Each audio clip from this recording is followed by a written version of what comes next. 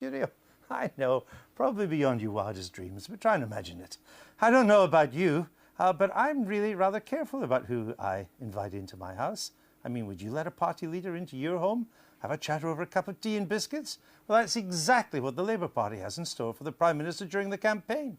David Cameron's already invited the blogosphere into his domestic situation, not wishing to feel left out. Nick Watt, chief political correspondent of The Guardian, lets us take a peek at home for his political roundup of the week.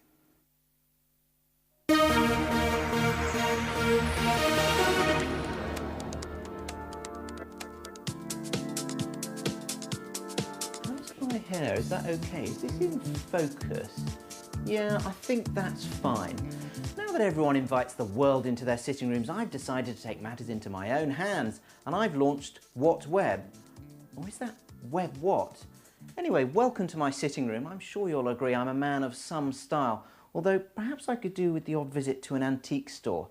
Anyway, from this very modern glass table, I've been monitoring Dave on Web Cameron, Gordon and that rather stilted smile on YouTube, and just in the last week, my great rival, Web Sam Cameron, well, she's gone viral. So what are you up to today?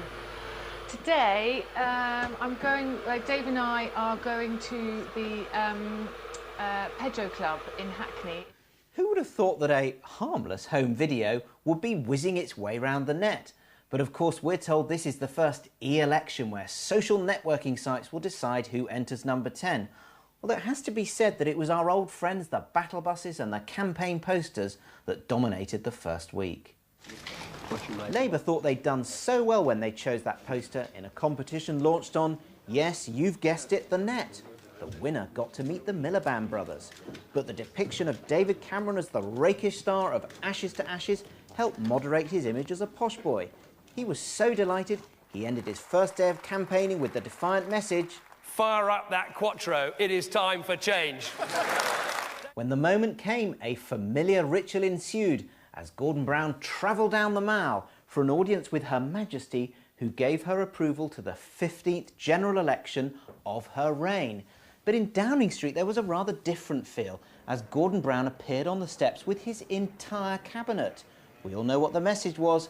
I'm a team player, unlike my go-it-alone rival. I'm asking you, the British people, for a clear and straightforward mandate to continue the urgent and hard work of securing the recovery, building our industries for the future, and creating 1 million skilled jobs over the next 5 years.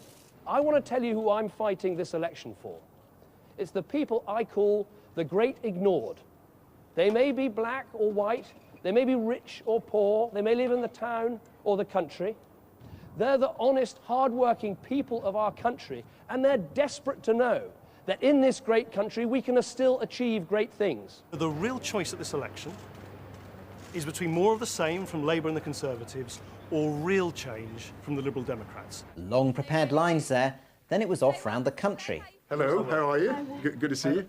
As promised by the Labour Party, we had Gordon Brown in your sitting room as the Prime Minister took tea with voters in Kent. Yes, the South has not fallen out of love with Labour, they were telling us. David Cameron headed to Leeds, where he condemned Labour's planned increase in national insurance contributions. That took us to the heart of the general election campaign and led to rowdy scenes at the last sessions of Prime Minister's Questions today. Now, as far as national insurance is concerned, there is a choice. There is a clear choice. We can put the national insurance up and therefore protect our schools, our hospitals and our policing.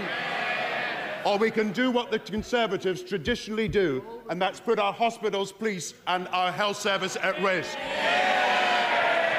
The choice is Labour's decision to go on wasting money and then put up tax on every job in the country. These business leaders, this is what they said. Cutting government waste won't endanger the recovery, but putting up national insurance will. So over the next month, we're going to have to make up our minds on this central argument. Do we agree with the Conservatives who say that Labour have planned a tax on aspiration and a tax on jobs? Or do we agree with Labour who say their plans are a measured response to dealing with the fiscal deficit? This is basically an argument between Labour and the Conservatives. But let's not forget the Liberal Democrats. They are the wild card in this election, although Nick Clegg struggled to get his voice heard at Prime Minister's questions today. The two parties are colluding together to block reform. Just last night, they colluded to block the most minimal reforms to our electoral system and to the other place. So the Liberal Democrats' long-cherished hopes of electoral reform went down the sink in the parliamentary ritual known as wash-up. That's the process where whips behind the scenes engage in horse trading to decide which government bills survive and which die. But there were cheers in the West Country as the higher duties on cider imposed in the budget were lifted. Cheers. Now, is this still working? Yeah, I think that's fine. Now, before I hand the airways back to Web Sam Cameron, I just want to get one thing off my chest.